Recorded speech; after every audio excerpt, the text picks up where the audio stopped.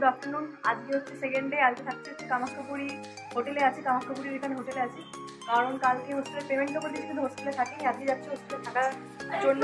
এখন খেয়ে দিয়ে নিয়ে এখন যাবো হচ্ছে হোস্টেলে। চলো আজকের ব্লগটা এখান থেকে স্টার্ট করে যাবো। প্রথমে আমরা বেরিয়ে লাঞ্চ করে নিয়েছিলাম, কারণ পেট না ভর্তি থাকলে মাথা কাজ করবে না, আর হোস্টেলের কাজে লাগবে অনেকটা সময়।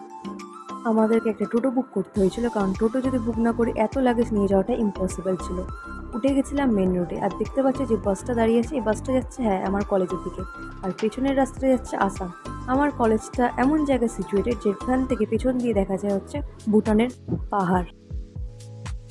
শেষ পর্যন্ত যে উদ্দেশ্যে আসা হয়েছিল ঠিক সেই জায়গায় চলে এসেছি। এটা হচ্ছে আমার হোস্টেলের রুম, যেটা দেখতে পাচ্ছ একদম গোছানো নেই, কারণ সঙ্গে সঙ্গে ঢুকেছে। আর এখানে মা আর ছোটো মা মিলে ব্যাগ থেকে আমার জিনিসপত্রগুলো বার করা হচ্ছে। এসে প্রথম কাজ করেছিলাম পেরেক পোতা, কারণ একটাও পেরেক পোতা ছিল না, আর আমার মশারির জন্য লাগতো পেরেক। আর এখানে আমার সব বেডিংয়ের জন্য যে জিনিসপত্রগুলো লাগার দরকার ছিল সেগুলো ব্যাগ থেকে বের করছিলাম, আর সেগুলো রাখছিলাম আমার রুমমেটের খাটে, কারণ আমার রুমমেট এসে গেছিলো।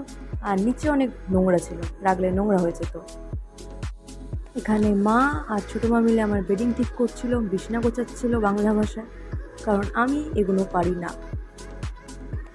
কীভাবে শোবো, কোথায় বালিশ রাখা হবে, মশারি এখানে টাঙানো হয়েছে, সব এদের বুদ্ধিতে। আমি এখানে কিছুই পারি না। মাকে ছাড়া প্রথমবার এতটা দূর, অনেক দিন থাকার প্রশ্ন, তাই মন চাইছিল না যে ছাড়ি, কিন্তু কি করা যাবে, ছাড়তে তো হতোই, একা থাকতে তো হতোই। নতুন ব্লগ নিয়ে আবার দেখা হবে। Tata, by.